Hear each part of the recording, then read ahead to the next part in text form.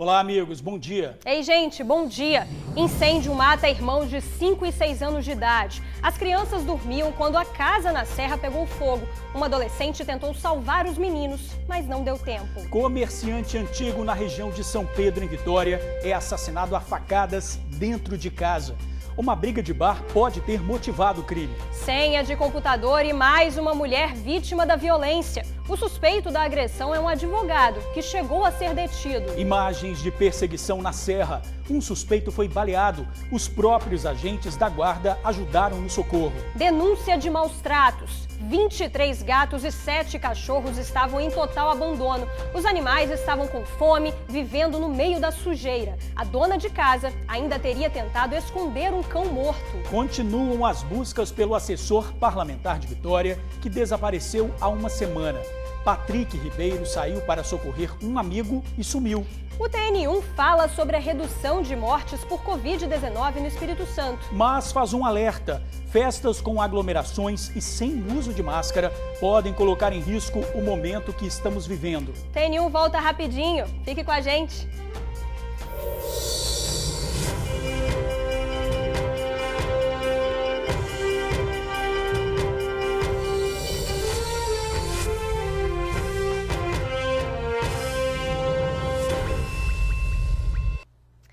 TN1 de volta, agora são 11h45 e a gente já começa o jornal com essa imagem. Olha só, gente, os dois irmãos de 5 e 6 anos de idade morreram vítimas de um incêndio na Serra. A casa pegou fogo e as crianças morreram carbonizadas. A irmã das vítimas ainda tentou socorrer os meninos, mas infelizmente não deu tempo. Olha, uma tristeza isso, gente. A Suzy Faria está no local do incêndio e traz outras informações pra gente. Olá, Suzy. Bom dia para você. Que tragédia é isso, hein, amiga? Que tragédia. Bom dia, George, Vanessa e amigos do TN. Nós estamos aqui no bairro das Laranjeiras, na Grande Jacaraípe, onde o incêndio aconteceu. Tudo foi lá, ó. Naquele quarto que vocês estão vendo ali, ó, o incêndio se concentrou desde as 5 horas da manhã naquele local. 2 crianças dormiam naquele quarto. O Ícaro, de 6 anos de idade, e o Israel, de 5. Pela manhã, a irmã deles, uma adolescente de 15 anos, ao perceber o incêndio, começou a gritar e a tentar tirar até a avó de dentro de casa, a avó de 63 anos. Ela, inclusive, tentou tirar os 2 irmãos, mas não conseguiu. Teve cabelo, teve testa queimada, a avó também teve testa queimada. Enfim, uma tragédia. As 2 conseguiram sair, mas as 2 crianças não. Eu estou aqui ao meu lado, George, com a Michelle Storck, que é a tia do Israel e do Ícaro. E ela vai contar rapidamente um pouquinho para nós como ficou sabendo, como que eram essas 2 crianças. Eu estava indo para o trabalho, né? Estava dentro do ônibus, aí meu irmão me ligou, falou o que tinha acontecido, aí eu vim para cá, né? E as crianças, né, chegando aqui, tampando a situação que estava, né? E os crianças eram os meninos saudáveis, eram os meninos normal, brincavam, né? São criança ativa, né? Tinha amor. Mês passado minha irmã fez aniversário deles, do Israel, que ele que tinha escolhido o tema da festa, a minha irmã fez, tanto que minha irmã está muito abalada, né? E minha irmã teve aqui ontem também, né? Está abalado porque falou, praticamente veio despedir das crianças, dos 2, né? Veio despedir dos 2 e eles tinham pedido para ela vir hoje cortar o cabelo deles, né? E depois do trabalho ela vinha cortar o cabelo dos 2 meninos, né? A minha irmã mais velha, né? Então, né? Agora, dona Michelle, uma coisa, a senhora chegou a conversar com a adolescente e a sua mãe para saber como que eles contaram que tudo começou, como que ela percebeu o fogo, a fumaça? Não, porque minha mãe em estado de choque e a Miriam também, né? As 2, e eu fui conversar com a mãe das crianças, também não falou nada, porque a minha irmã é uma pessoa que, tipo assim, não fala a reação dela, né? Não demonstra a reação dela, que é a mãe das crianças. Então eu não conversei, né? Não conversei com a minha mãe só falava que as crianças tinham falecido. E pelo que eu soube, as pessoas que tentaram socorrer tiveram dificuldades para tirar a sua mãe de dentro de casa, não é? Porque ela queria ficar com as crianças, né? Que como minha mãe era muito apegada a esses meninos dela, esses netos dela, né? Como toda avó é, né? Então, ela queria tanto que ela quis salvar as crianças, tanto que ela está com o rosto queimado, né? Ela foi tentar ajudar e não deu. Né, a tragédia não deu. E porque também o quarto deles, né, tinha cama de casal, eles dormiam na cama de casal, né, um guarda-roupa grande, como o quarto era pequeno e a cama de casal não tinha muito espaço, então não tinha nem... Aí, como eles tinham as roupas deles em cima da cama, que eles deixavam tudo aquelas roupas de cima da cama, tinha ventilador, né, como estão falando aqui, foi coisa que falaram, que poderia ser vindo pelo ventilador, né. Uma pane elétrica. Pane elétrica, isso aí, né. Pois é, quer dizer, é uma tragédia. A gente soube que tanto a mãe das crianças como a adolescente foram para a delegacia para prestar depoimento sobre tudo o que aconteceu, principalmente a adolescente de 15 anos que estava dentro da casa e tentou ajudar os irmãos.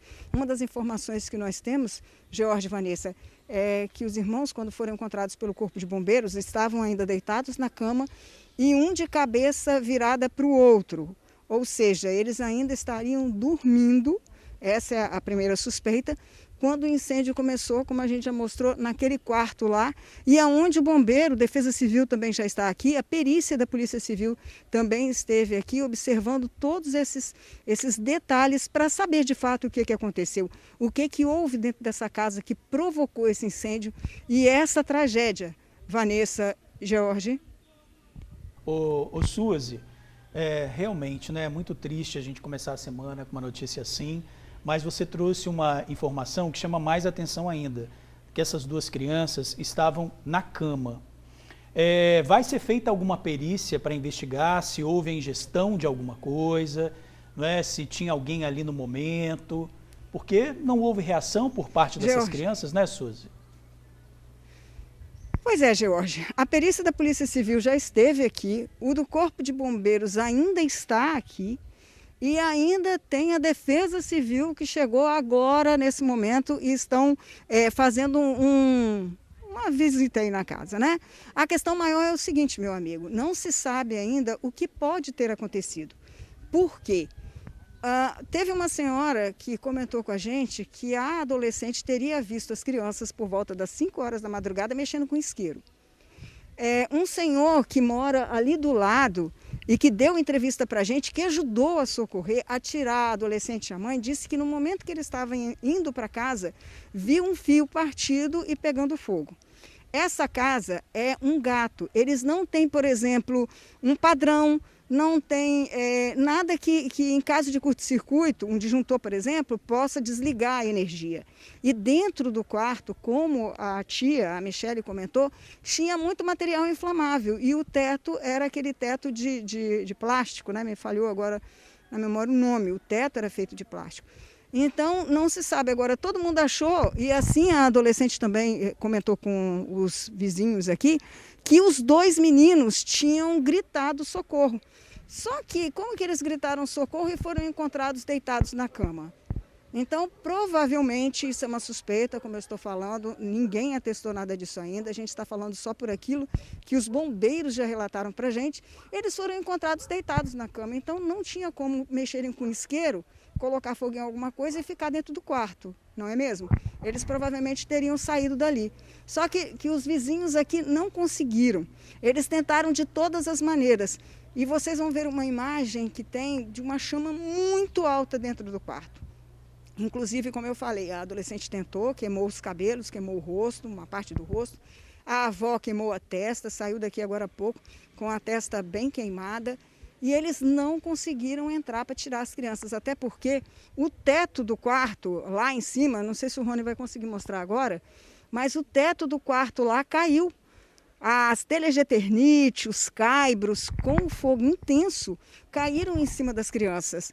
E mais uma coisa, viu, George? Os bombeiros, ao chegarem aqui para fazer esse combate, não sabiam que tinham 2 vítimas lá dentro. Eles só foram descobrir quando começaram a mexer nos destroços, que é um protocolo que eles têm, para ver se tinha algum foco de incêndio.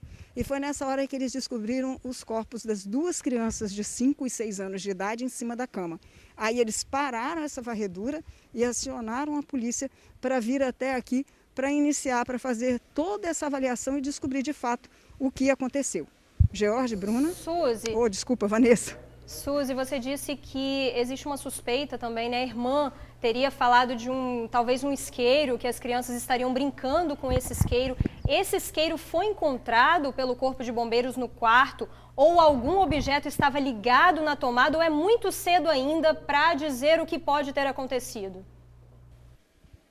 Cedo, Vanessa, muito cedo. Qualquer outra coisa seria apenas uma suspeita. O isqueiro não foi encontrado, até porque tinha muita coisa dentro do quarto, muitos materiais inflamáveis, como a própria tia já disse, a cama, o colchão, guarda-roupa, roupa. Tinha também um ventilador, né, Michele? Tinha um ventilador também lá, e que estaria ou não ligado, isso a gente não sabe, teria que conversar ainda com a irmã, com a adolescente, a irmã das crianças, para ver de fato o que aconteceu, e ela não se encontra aqui agora, está prestando depoimento na delegacia. Mas pelo que eles disseram, é bem provável que seja uma pane elétrica.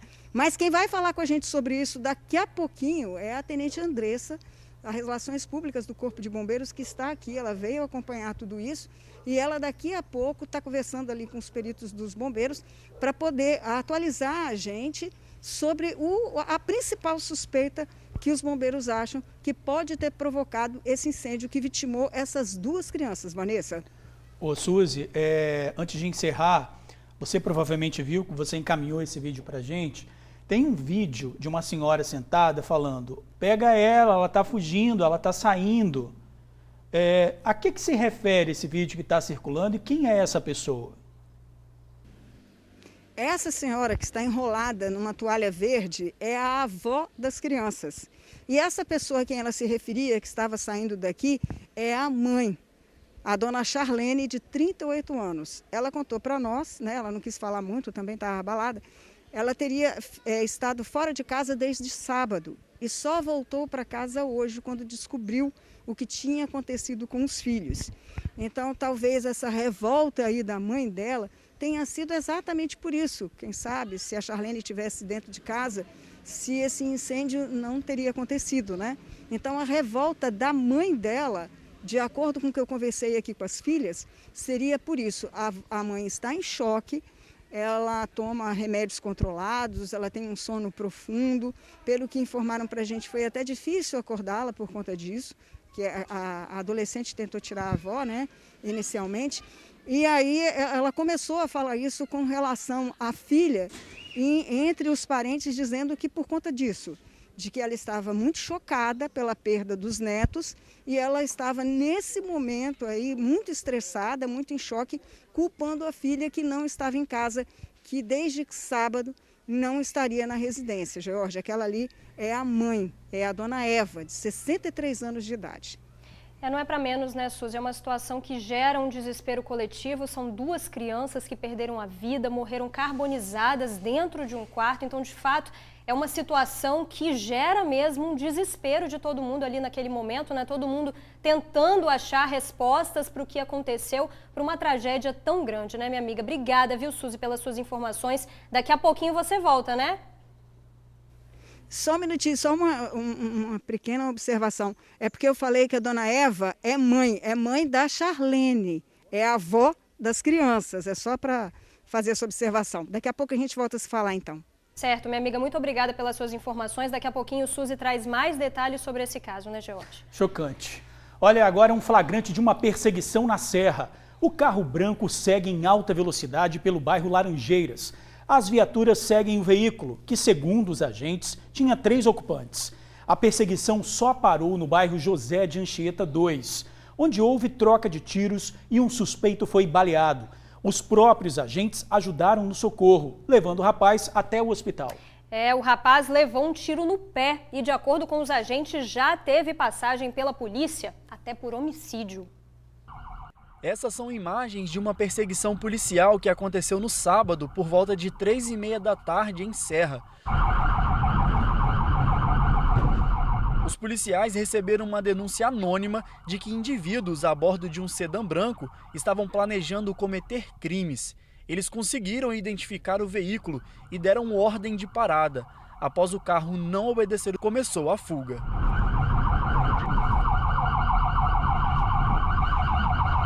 O carro, que estava com 3 indivíduos dentro, cometeu várias infrações durante a perseguição. Passou na contramão pela BR-101, furou o sinal vermelho e subiu até nas calçadas. No meio do caminho, o carro parou. Um dos indivíduos desceu e começou uma troca de tiros com a polícia. Ele entrou para dentro do carro de volta e continuou a fuga. A perseguição começou no bairro Laranjeiras e terminou em José de Anchieta 2. Após um dos pneus do carro dos suspeitos furar, os 3 indivíduos desceram do veículo e ali aconteceu mais uma troca de tiros. Um dos suspeitos foi atingido nos pés pelos policiais. Os outros 2 conseguiram fugir. Esse vídeo mostra o fim da perseguição. Eles acharam uma das armas utilizadas pelos suspeitos na escadaria, um revólver 32. O homem baleado está no chão e, em seguida, é encaminhado para o atendimento médico. Nessas outras imagens, mostram o socorro prestado ao suspeito atingido.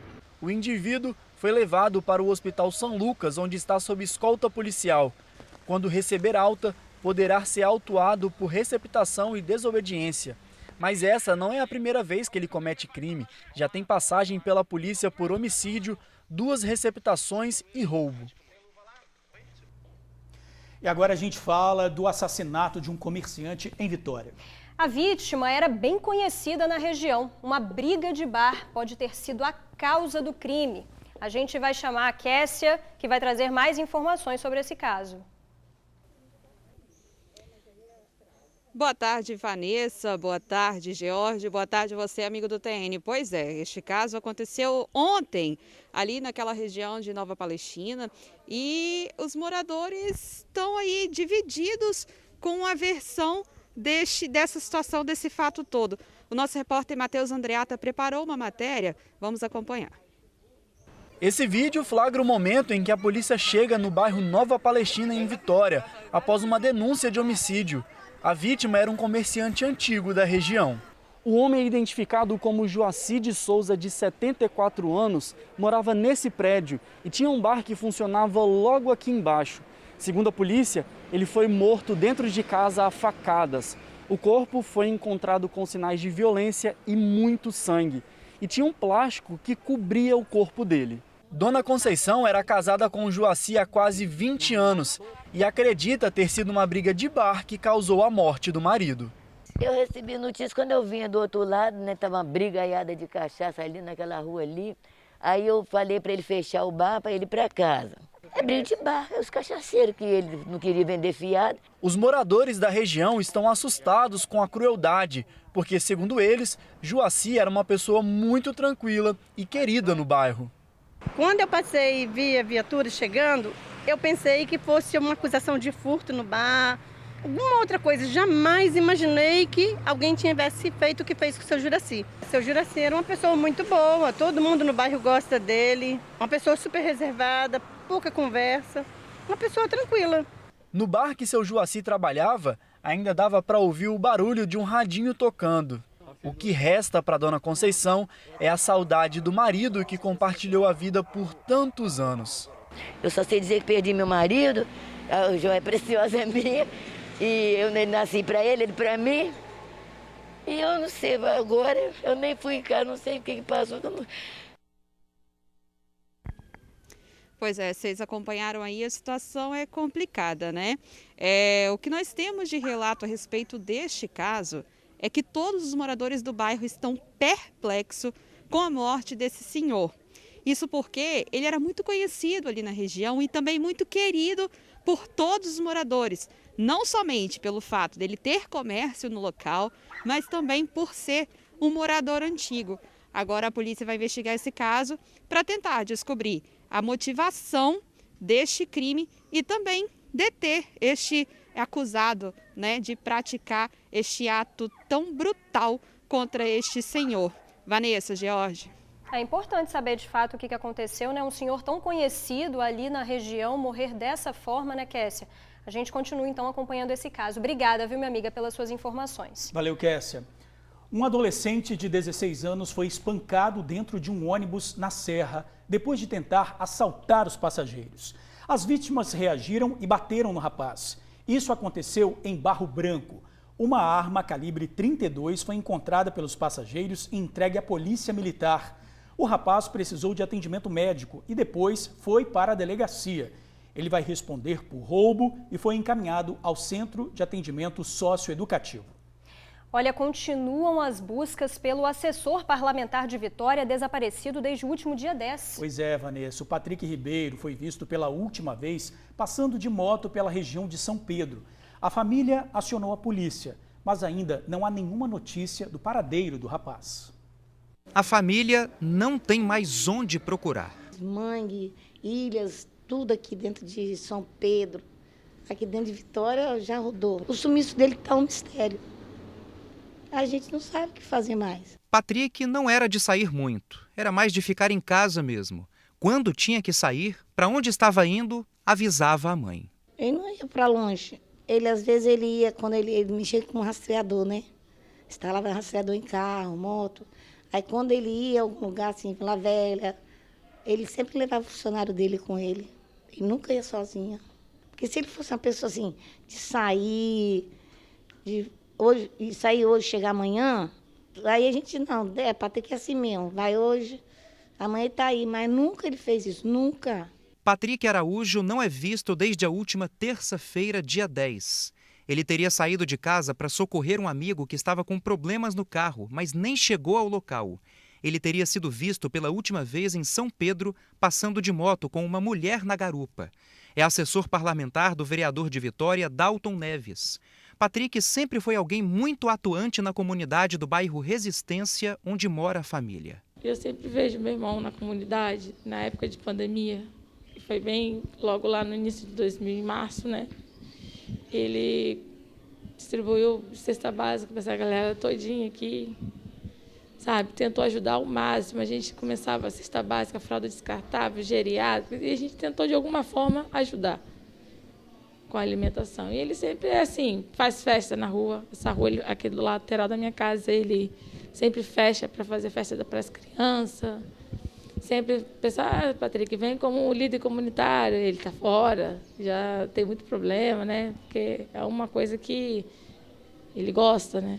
E é uma responsabilidade muito grande também. A família registrou 2 boletins de ocorrência, um na Delegacia Regional de Vitória e o outro aqui no Departamento de Homicídios. Isso foi feito no dia seguinte ao desaparecimento, na última quarta-feira, dia 11. Familiares e amigos fizeram uma manifestação na rodovia Serafim Derenze neste sábado, pedindo mais empenho nas investigações. Muitas pessoas da vizinhança estão se mobilizando no esforço de dar apoio à família.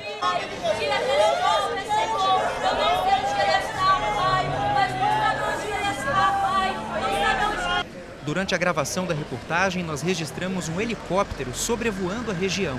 A aeronave parou em um determinado ponto. Rapidamente, os familiares de Patrick saíram em direção ao local. Todo mundo foi a essa região de Manguezal, no bairro Nova Palestina.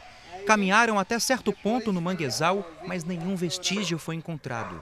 Isso só aumenta a dor e o sentimento de angústia de toda a família. A gente amanhece, anoitece, a gente não dorme, a gente não come, que a gente quer uma resposta. A gente tem esperança de encontrá-lo vivo, mas está doendo. Está doendo muito. A Polícia Civil informou que a Delegacia de Pessoas Desaparecidas está investigando o caso, mas por enquanto não há novidades. Quem tiver qualquer informação que possa ajudar aí a polícia, ligue para o Disque Denúncia 181. Teve festa irregular e ela foi encerrada na Rua da Lama, em Vitória, viu, gente? A fiscalização foi feita por fiscais da prefeitura, agentes da guarda e polícia militar. De acordo com os fiscais, acontecia uma festa irregular na região. A polícia apreendeu 8 caixas de som. Além de cometer irregularidades em relação ao som alto, as regras de distanciamento devem ser cumpridas, mesmo o município estando classificado como risco baixo. Carros estacionados de forma irregular também foram guinchados. Quem estava no local reclamou da ação. Disse que os policiais usaram spray de pimenta. Olha, quem mora em Jardim da Penha, Vitória, na região conhecida como a Rua da Lama, que a gente está vendo aí, sabe muito bem o transtorno que é passar noites em claro. O fim de semana não foi diferente. Festas que duraram até a madrugada foram marcadas por confusão, muito barulho e também aglomeração, Vanessa. Pois é, né? Vamos saber como é que fica então a fiscalização no bairro. O repórter Luciano Rosetti já está aqui com a gente, vai conversar ao vivo com Marcelo de Oliveira, secretário de Desenvolvimento da Cidade e Habitação. Luciano, muito boa tarde para vocês. Boa tarde, Vanessinha. Boa tarde, Jorge, amigo do TN. Realmente, né, quem mora aqui em Jardim da Penha, sobretudo no entorno da Rua da Lama, sabe aí que sofre um bocado por causa dessas festas, essas festanças que varam à noite, varam à madrugada, enfim. E aí, como é que fica a fiscalização? Vamos bater um papo agora com o secretário de Desenvolvimento da Cidade, Marcelo de Oliveira, que vai esclarecer esse primeiro ponto para a gente, né, secretário? Como funcionam as fiscalizações aqui no entorno da Rua da Lama? Boa tarde. Desde o primeiro dia da gestão do prefeito Pasolini, a prefeitura tem trabalhado sempre com uma fiscalização de forma orientativa e também preventiva para evitar a contaminação do Covid-19. Uma coisa importante que o prefeito tem se empenhado pessoalmente é para que nós possamos avançar na vacinação. Vitória hoje já passou de 92% da população vacinada com a primeira dose e mais de 47% da população vacinada com a segunda dose. Então nós trabalhamos tanto da forma preventiva, orientativa e também repressiva, quando é o caso, especificamente aqui na Rua da Lama, como também na forma da gente poder superar essa pandemia com a vacinação da população de Vitória, que é a grande saída e a solução para botar, enfim, de vez essa pandemia. Agora, vacina a gente sabe que tem, né, secretário? Tem, né, em grande número. Agora que não tem a consciência das pessoas, né? Infelizmente, nós observamos muitas vezes a falta de consciência de pessoas que ainda tentam, após mais de anos de pandemia, ainda promover festas e eventos clandestinos, promovendo aglomeração. A prefeitura tem trabalhado para coibir esse tipo de festa clandestina, porque ainda não estamos no momento para que essas coisas possam acontecer. Além disso, como eu falei, Vitória é um exemplo de vacinação no Brasil. Hoje é uma das capitais que mais vacina a população, a vacina chega de uma forma muito rápida e muito eficiente, a prefeitura tem conseguido avançar nesse ponto. Nós precisamos aguardar ainda mais um pouco para que essa pandemia possa ser apenas uma lembrança triste do nosso passado. E uma lembrança triste também são as festas que acontecem aqui, festas descontroladas aqui na região da Rua da Lama, em Jardim da Penha. Sexta-feira, por exemplo, 8 caixas de som apreendidas, muitos carros estacionados em locais proibidos foram guinchados, teve gente que fugiu do estabelecimento sem pagar, virou caso de polícia. O senhor acompanhou, né, secretário, com a Guarda Municipal essa ação feita na última sexta-feira, não foi? Teve uma ação aqui na Rua da Lama, na última sexta-feira, onde foram feitas as apreensões dessas 8 caixas de som, rebocar veículos estacionados em locais proibidos, multar também veículos que estavam parados de forma irregular. E nós temos feito essas ações em toda a cidade. Mas efetivamente aqui na Rua da Lama tem dado uma atenção maior, né, e a população aqui, moradora aqui da região, sabe que a prefeitura tem estado presente para evitar que essas festas e que essas desordens possam continuar acontecendo aqui nessa região. Agora, secretário, quais são as punições para quem organiza essas festas, para quem frequenta esses locais, aglomeram aí com todo mundo? Tem punição para isso?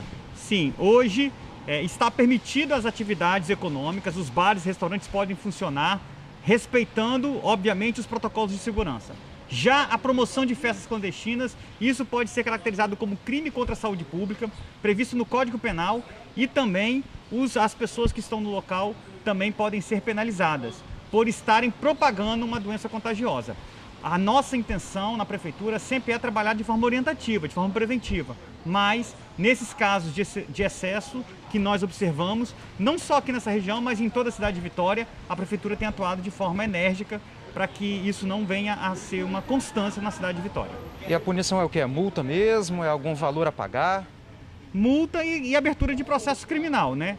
Dependendo do estabelecimento, se estiver descumprindo, pode ser feito até um TCO, um termo circunstanciado, enquadramento no Código Penal, o estabelecimento pode ser multado, o veículo pode ser apreendido, mercadoria pode ser recolhida e os equipamentos de som também são apreendidos e recolhidos, como foi o último caso que aconteceu aqui na sexta-feira. E a gente sempre recebe na nossa redação, no TN, né, secretário Marcelo, várias denúncias de moradores daqui do entorno reclamando dessa desordem, desse barulho.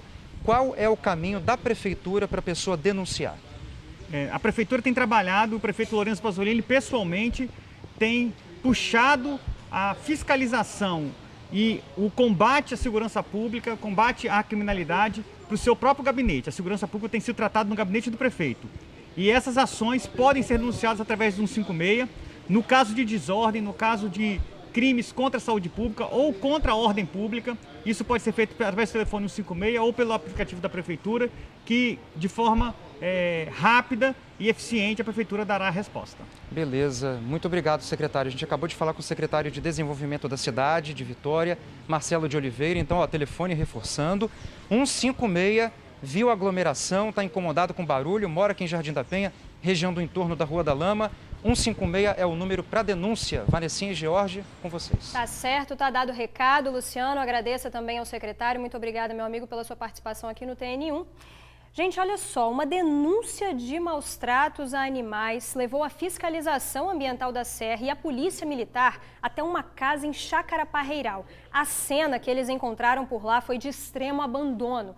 23 gatos e 7 cachorros viviam em situação de maus tratos. De acordo com a denúncia feita por vizinhos, os animais não comiam há meses, tampouco tinham higiene adequada. Alguns estavam tão debilitados que mal conseguiam ficar de pé. Os gatos estavam trancados em um espaço sem nenhum tipo de limpeza. Depois da chegada dos agentes e da polícia militar, a dona da casa ainda tentou esconder um cachorro que estava morto dentro de uma sacola. A mulher foi levada para o DPJ da Serra. Os animais foram resgatados e estão sob os cuidados da Polícia Militar Ambiental. Infelizmente, outra agressão que não para, né?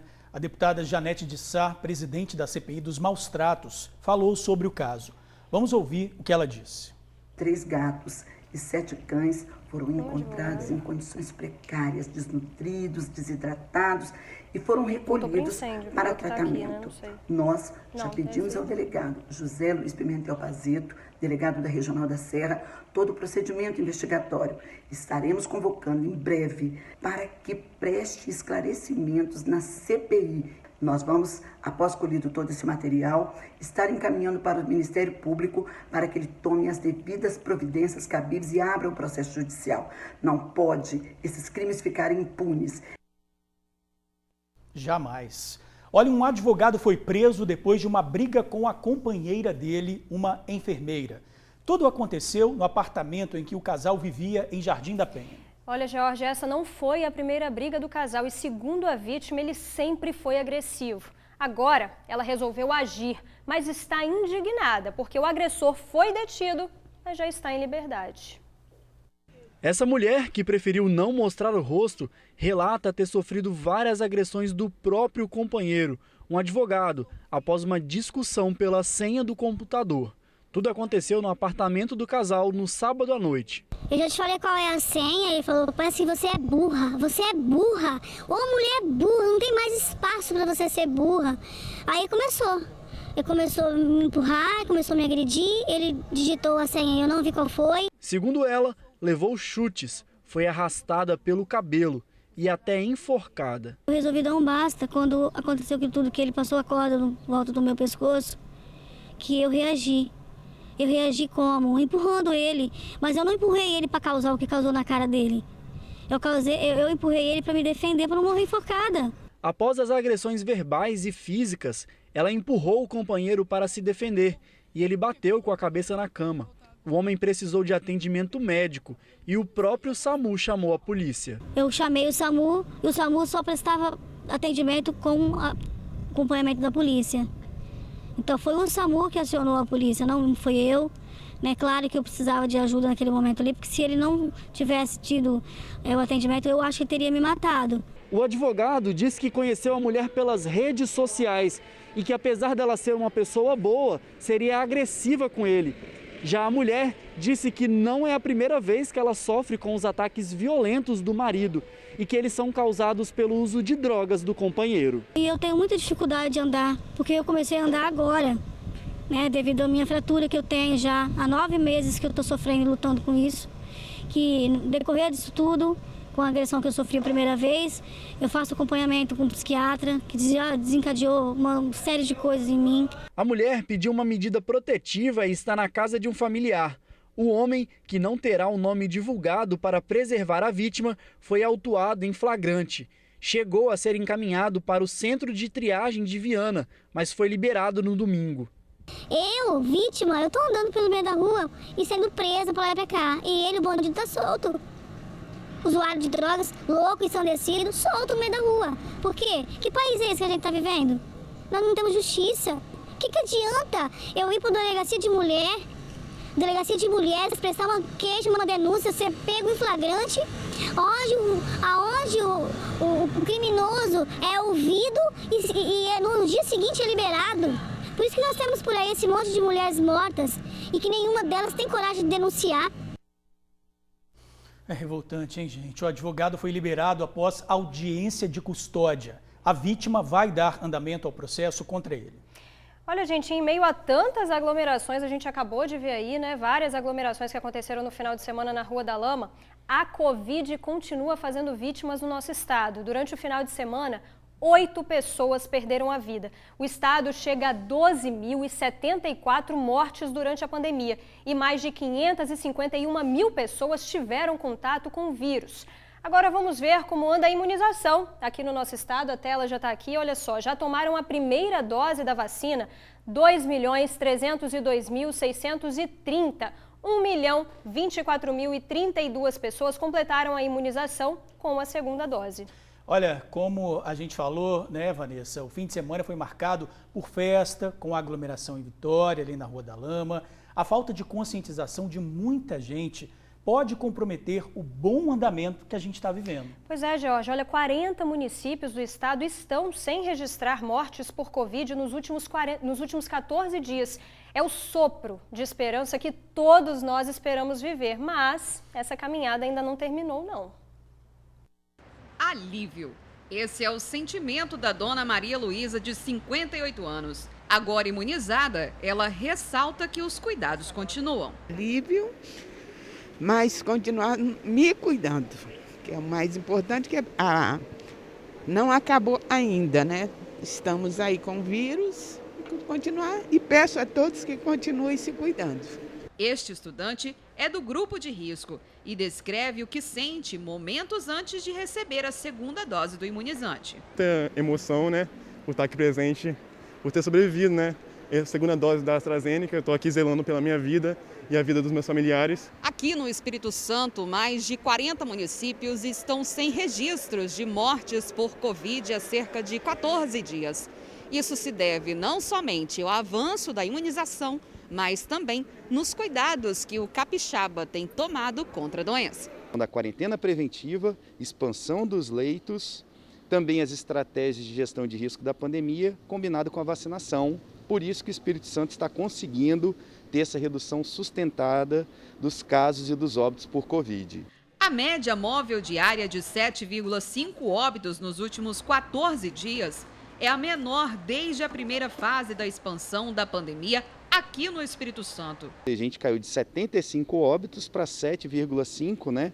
Ao longo dessas últimas 18 semanas que a gente está reduzindo os óbitos e ao longo das últimas 20 semanas que estamos reduzindo os casos confirmados. Este mês os números podem diminuir ainda mais. Que nós vamos chegar aí, no final de agosto, com uma redução de 27% a 30% no total de óbitos comparado ao mês de julho. A gente pode comemorar porque são vidas preservadas, mas não podemos baixar a guarda para o nosso inimigo comum, que é a Covid-19. Sempre atento, né? Olha, gente, vamos voltar ao local do incêndio, onde 2 irmãos de 5 e 6 anos morreram carbonizados. A casa das vítimas, que fica na serra, pegou fogo. A Suzy continua lá, já está aqui do nosso lado. Tô vendo aí, Suzy, você está com a Tenente Andresa do Corpo de Bombeiros, é isso mesmo, minha amiga? Estamos com você.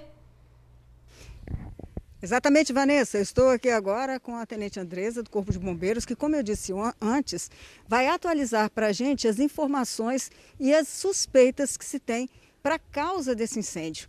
Boa tarde, Tenente, tudo bem? Boa tarde, tudo jóia, Suzy. Tenente, diga pra gente, a perícia já veio, fez um primeiro levantamento, entrou ali, a gente acompanhou alguma coisa. Qual é a principal hipótese para o que aconteceu? Essa perícia de incêndio e explosões do Corpo de Bombeiros realizou a perícia, ainda vai coletar as informações com os envolvidos aqui na ocorrência, mas a principal suspeita são causas elétricas, porque havia muita instalação elétrica improvisada. A rede elétrica não era dimensionada, não havia instalações de disjuntores para proteger a rede elétrica e ainda uma informação de que o incêndio há 1 ano atrás na geladeira desta própria residência. Então, claros indícios aí de que a causa pode ser elétrica. Porém, o laudo só fica pronto em 20 dias, né? Então tem mais informações que devem ser coletadas para se juntar a essas primeiras daqui, né? Sim, há uma investigação minuciosa, tanto no local quanto com os envolvidos ali da ocorrência, para gerar esse laudo com as possíveis causas. Agora, tenente, foi informado para a senhora sobre a questão do que estaria lá dentro? A senhora falou dessa irregularidade que a gente já disse, né? A ligação era feita por meio de gato, direto da rede elétrica. Agora, tinha um ventilador, tinha alguma coisa ligada ali que pode ter ocasionado esse curto-circuito? Sim, tinha ventiladores, tinham benjamins, extensões e muito material combustível, muita roupa acumulada ali, o acúmulo de muito material combustível no ambiente. Então o incêndio, ele progrediu muito rápido devido a esse acúmulo de material, de carga de incêndio que a gente fala, né? Agora, tenente, uma das coisas que todo mundo quer saber é o seguinte: como essas crianças não saíram de dentro do quarto sabendo que estava pegando fogo, fica quente, incomoda? Elas, de acordo com o tenente Schultz falou para a gente, elas foram encontradas deitadas na cama como se ainda estivessem dormindo. Conta pra gente o que pode acontecer nesses casos. Justamente, às vezes respirando ali a fumaça, as crianças podem ter ficado inconscientes e aí com o aumento ali do incêndio elas foram carbonizadas, né? Elas foram encontradas carbonizadas, mas isso pode explicar o porquê delas não terem acordado ou levantado, serem encontradas ali na cama, uma de frente para outra, invertido ali o lado, né? Uma grande chance ali de ser uma cama compartilhada dos dois irmãos e que eles estavam dormindo. A senhora falou aí sobre o gás carbônico. Explica melhor os riscos que uma pessoa corre ao ficar ao lado de um local que tenha muita fumaça e não tenha fogo, por exemplo, achando que está normal. Isso, esse acúmulo do gás carbônico, né, do monóxido de carbono, ele causa inconsciência na pessoa sem ela saber que ela está respirando esse tipo de gás. Então, às vezes ela desmaia e o incêndio ele toma e pode causar ali, no caso, a carbonização, no caso deles, ou apenas as vítimas são encontradas inconscientes no banheiro, por exemplo, como em muitos casos a gente encontra. Então, no caso, as crianças podem não ter reagido, não saído da cama, não acordado, porque já estavam inconscientes devido ao gás carbônico. Sim, pode ser, é uma causa, porque elas foram encontradas ali na cama, praticamente ali deitadas, né, uma ao lado da outra. E o incêndio, como ele tomou grandes proporções, as pessoas elas não conseguiram adentrar para ajudar, né, nem a avó, nem a adolescente de 15 anos. Então elas foram encontradas ali carbonizadas no ambiente. Você está me ouvindo? George, Bruna, vocês querem fazer pergunta? Suzy, só um minutinho, pede a tenente Andresa para aguardar só um pouquinho, minha amiga, porque a sua matéria trazendo todos os detalhes sobre essa situação que aconteceu hoje pela manhã na Serra já ficou pronta e a gente vai acompanhar agora. Vamos ver. O fato aconteceu por volta das 5 horas da madrugada e teria começado no quarto das crianças nessa casa que fica no bairro das Laranjeiras, na Serra. Dentro da casa estavam a avó, uma adolescente de 15 anos e os irmãos dela, Ícaro, de 5, e Israel, de 6, as vítimas. Eles dormiam juntos no mesmo quarto e na mesma cama. Logo de manhã, os vizinhos começaram a ouvir os gritos vindos da casa. Gritando, chamando o nome das crianças, Ítalo, Ismael. E aí eu achei alguma coisa estranha, o grito da Miriam. Aí eu saí para fora e vi sem fumaça. Eu saí, estava até de pijama, do jeito que eu saí, eu pulei a cerca ali, não sei como. Me arrumei, estava indo trabalhar. Aí nisso eu ouvi a menina gritando. Eu achei que ela estava brigando com as crianças. Quando eu cheguei na janela do meu quarto, que eu olhei, o fogo estava muito alto e ela gritando, tentando salvar as crianças, mas não tinha como. Quando eles chegaram na casa, as chamas já estavam assim, tomando todo o quarto. A adolescente ainda tentou ajudar a salvar os irmãos, mas não conseguiu. Saiu com parte do rosto e cabelo queimados e foi buscar ajuda. Foi nessa hora que o Sandro entrou na história. Ele é vizinho e chegou a usar essa mangueira para tentar apagar as chamas. Mas... Cheguei lá, estavam as duas tentando apagar o fogo com uma panela e não conseguia. Aí eu tirei as duas, aí a avó tentou voltar para dentro para poder querer salvar os filhos, mas não tinha como, a chama estava muito alta. Aí tirei ela de novo, tirei a menina, afastei, pulei lá de novo, peguei a mangueira lá de casa, comecei a apagar o fogo, mas não teve jeito. A avó das crianças e a adolescente conseguiram sair, mas os meninos não. Quando o Corpo de Bombeiros chegou, não tinha ideia da tragédia. Ninguém comentou. Só descobriram as duas pequenas vítimas ao fazerem uma varredura no local. A gente entrou, combateu o incêndio ali naquele cômodo, no quarto delas. Posteriormente, quando a gente diminuiu um pouco a temperatura para poder efetivamente vasculhar o ambiente, a gente acabou encontrando, né, felizmente, as crianças lá já queimadas. Como vocês viram, de acordo com o Corpo de Bombeiros, o incêndio começou e ficou concentrado exatamente naquele local ali, ó. É o quarto das crianças, onde os dois meninos, o Israel e o Ícaro, dormiam. Quem chegou logo depois que o incêndio começou para dar ajuda à avó e à adolescente que ainda não estavam dentro da casa, disseram que em momento algum ouviram as crianças falar ou mesmo pedir socorro. Não ouvia. Aí eu falei, Miriam, você tem certeza que eles estão aí dentro? Estão. Eles me chamaram, pediram socorro, mas a chama tinha alguma coisa lá que pegou fogo muito rápido. A avó das crianças e a irmã mais velha foram acolhidas pelos vizinhos e estavam em estado de choque. A mãe das crianças, a dona Charlene Storck, de 38 anos, desde sábado estava fora de casa. Ela trabalha vendendo picolé. Ao chegar, já se deparou com essa situação. Ela estava na viatura da Polícia Militar para se resguardar de parentes indignados. A causa do incêndio divide opinião no local. Há quem diga que o problema foi na parte elétrica. Quando eu cheguei, eu vi um fio em curta ali na entrada ali do portão. Falei, será que isso não foi incêndio elétrico, não? Outros que a adolescente disse que as crianças brincavam com isqueiro, logo às 5 horas da madrugada. Ela falou para mim que eles estavam brincando com isqueiro. Ela falou isso para mim, né? De manhã cedo? De manhã, que eles sempre acordavam cedo e ficavam brincando, né? Aí.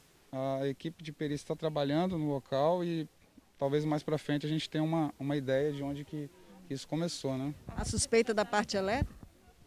Pode ser, né? Sempre a parte elétrica é uma suspeita, né? Mas assim, só realmente a perícia que pode confirmar isso daí.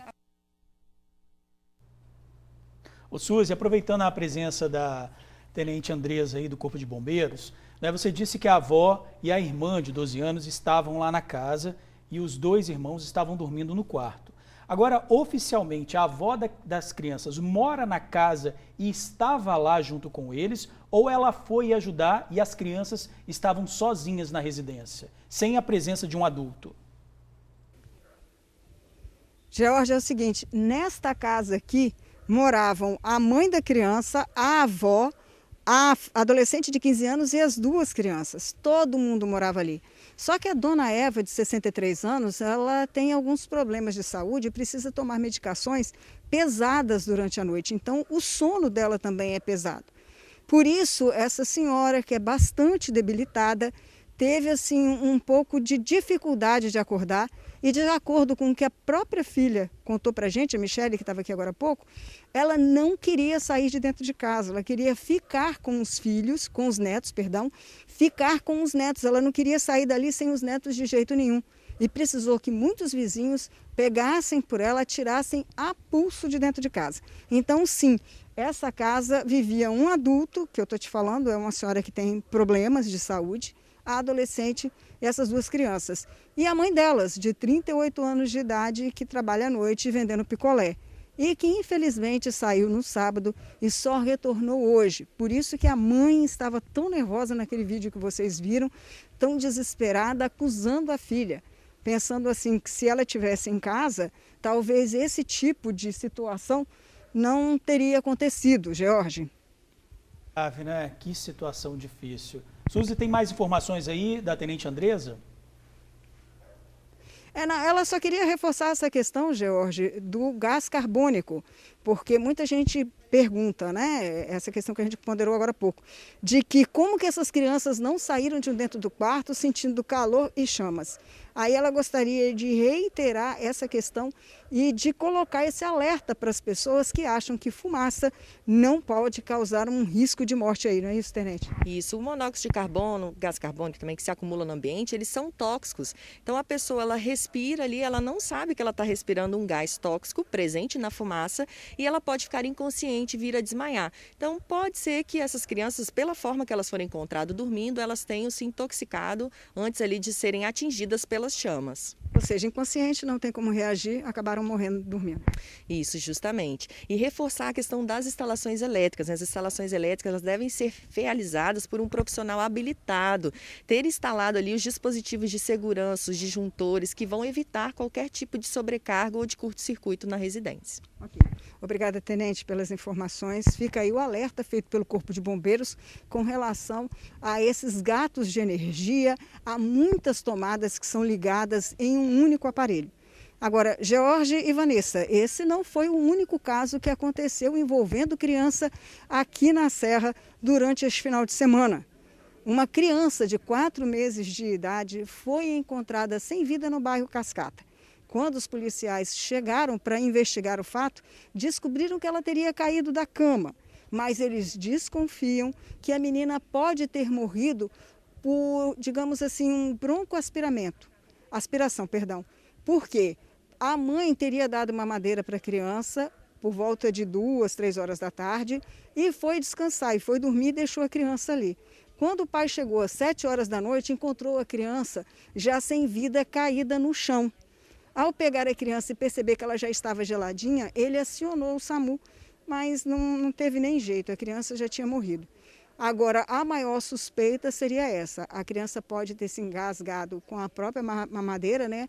Não ter sido colocada para arrotar, e esse poderia ter sido a causa da morte dessa criancinha de 4 meses de idade, que morreu esse final de semana, aqui também na Serra, no bairro de Cascata.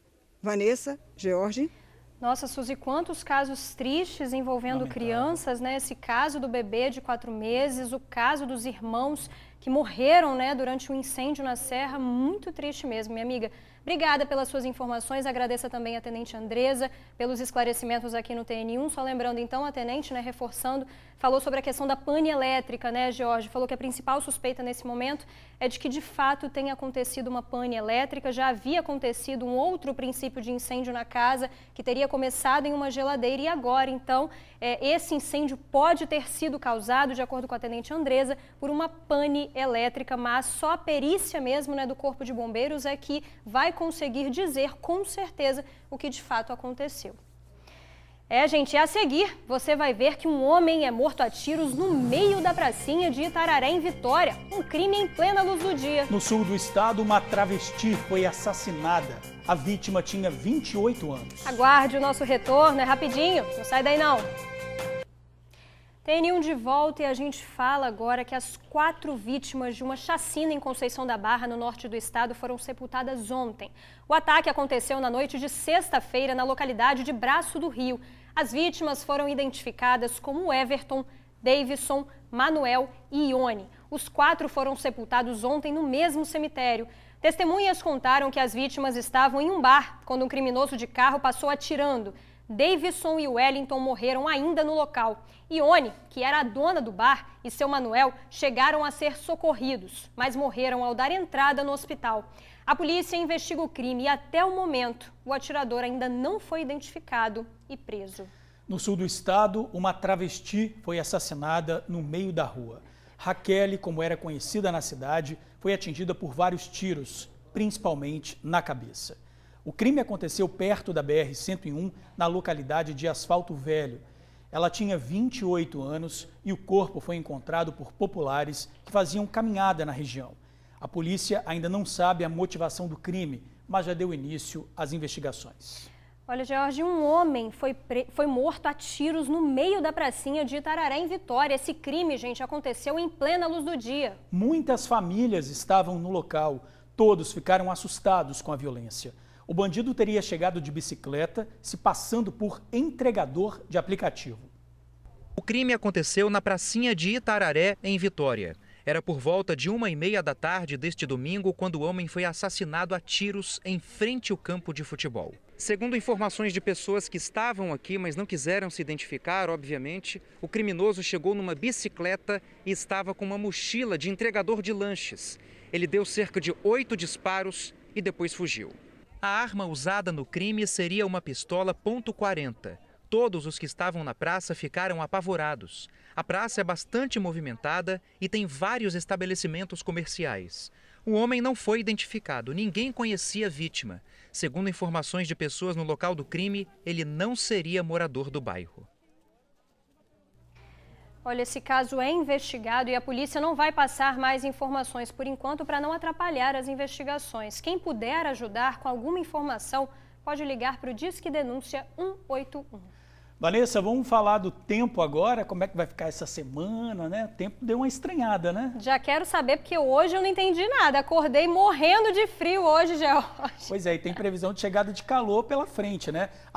Essa semana começa com tempo instável no estado, e você já está vendo imagens aí de fora. Segunda-feira com muitas nuvens e chuva rápida ao longo do dia.